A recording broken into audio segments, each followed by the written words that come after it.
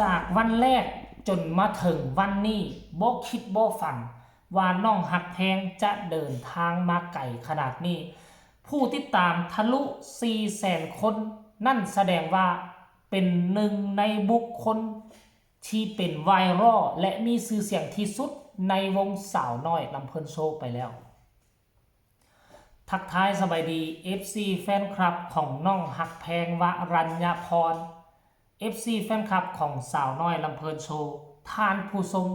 มาพบมาพ้อกันคลิปนี้ขอยิบยกเอาเรื่องราวข้อมูลข่าวสารของน้องฮักแพงจากวงสาวน้อยลำเพลินโชว์มาเล่าให้ FC แฟนคลับได้รับได้ฮู้ไผจะไปคิดว่ามือดีขึ้นดีน้องฮักแพงจะมีผู้ติดตามขนาดนี้ขั้นท่าน้องบ่เด่นน้องบ่โด่งน้องบ่ดังน้องบ่มีกระแสในสังคมแล้วน้องจะเดินทางมาถึงขนาดนี้แล้วน้องจะมีคนติดตามมากมายก่ายกองขนาดนี้อยากย้อนเวลาเข้าไปวันแรกที่น้องมาหลายคนก็เป็นกระแสฮือฮาในทางลบๆกระแสก็ไปลงใส่บอสโจกระแสไปลงใส่น้องฮักแพงว่าจะสร้างคนนี้มาแข่งขันกับอีกคนหนึ่งว่าจะความโด่งความดังย่านมันจะมาญาติพื้นที่กันต่างๆนานาจนเฮ็ดให้บอสโจยุดปั้นน้องฮักแพงไปสัวขณะหนึ่งไหนยุดปั้นไหนแต่กี้ก็คิดว่าจะปั้นมาตีคู่กันไหนยุดปั้นเลยเศร้าปั้นมีแต่ว่าแนะนำอยู่ห่างๆแนะนำให้น้องเฮ็ดแล้วนั่นแนะนำให้น้องเฮ็ดแล้วนี่แล้วให้ผู้อยู่เบื้องหลังเนาะช่วยปั้นก็คือมอบเพลงให้น้องฮักแพงให้น้องฮักแพงห้องหลายกว่าผู้อื่นในแต่ละค่ำคืนในห้อง 3-5 เพลงห้อง 3-5 เพลงแล้วก็จัดโซให้น้องฮักแพงเห็นบ่ล่ะทีแรกก็คิดว่าจะปั้น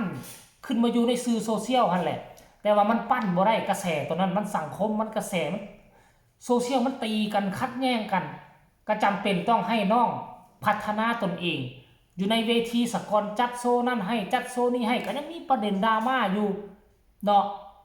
ในที่สุดมาฮอดปัจจุบันนี้น้องฮักแพงสามารถฮักประกาศเสียงฮักประกาศประเด็นดราม่าเมื่อก่อนนี่เป็นหอกอยู่ข้างแค่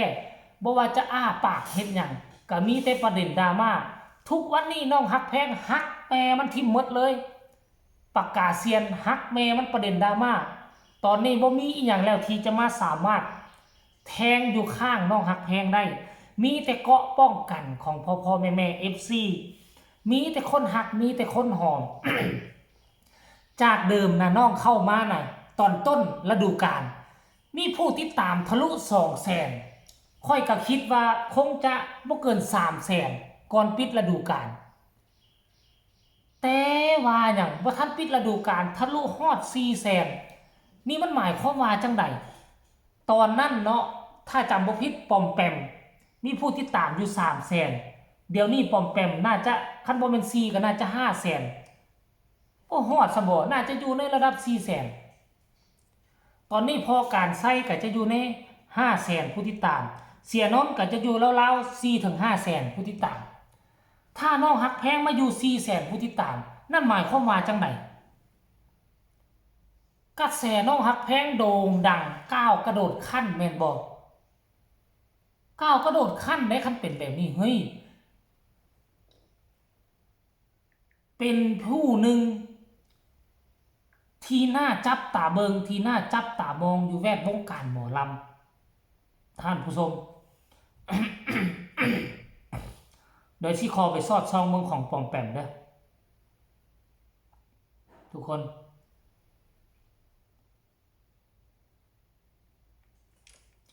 ของปอมแปมนี่เท่าไรเนาะมันนี่เนาะป๊าบปอมแปมนี่บ่เห็นเลยทุกคนเห็นแต่ของมิวนางยักษ์ผู้ที่ต่างกับที่แสนกว่าท่านผู้ชม FC แฟนคลับด้วยกระแสที่ฮ้อนแฮงด้วยความสามารถพิเศษด้วยความเขาเอิ้นว่าด้วยความอดทนฝึกฝนรอหลอมประเด็นดราม่านี่จะทังเข้าหูนี่เข้าออกหูนี่ไปโลด เอาไปเอามาแล้วความอดทนของคนเฮามันจะนำพาความสำเร็จที่ยิ่งใหญ่มาให้กับฮักแพงได้จังใดโอ้โหหลายคนที่เฮ็ดบ่ได้หลายคนที่โตนหนีไปบ่ว่าจะวงนี้บ่ว่าจะวงนั้นทุกวงของวงหมอลำน่ะข่าวอึกกระทึกคือโคมผู้หนึงผู้นั้นลงจากเวทีนี้ผู้หนึงผู้นี้ลงจากเวทีนั้นก็ย้อนว่าอดทนบ่ได้ย้อนทนจากประเด็นดราม่าบ่ได้นั่นแหละแต่ว่าฮักแพงทนได้ ฮักแพงเฮ็ดได้อันนี้แหละเขาจึงเอิ้นว่าสิ่งมหัศจรรย์หลายคนเฮ็ดบ่ได้แต่คนนี้เฮ็ดได้นั่นเขาเอิ้นว่ามหัศจรรย์คือน้องฮักแพงนี่น่ะอาจจะบ่มีเพลงหลายเพลงคือหมู่อาจจะบ่มีอัลบั้มคือหมู่แต่อย่าลืมว่าเขาทุกมื้อนี้เขาบ่ได้วัดกันที่เพลงมีเพลงหลายเพลงน้อยเขาวัดกันขึ้นผู้ที่ตามหลายส่ำใดกระแสมาไล่เข้ามาหลายส่ำใดแต่ละมือไปใส่มาใส่มีคนท่วงคนทักมีงานเข้ามาล้นมือเขาเอากันอันนี้แหละเขาบ่ได้วัดกันว่ามีเพลงหลายเต้นอย่างเดียวเขาวัดหลายๆองค์ประกอบน้องฮักแพงก็มีหลายๆองค์ประกอบซ้ำบ่นำล่าสุดเพลง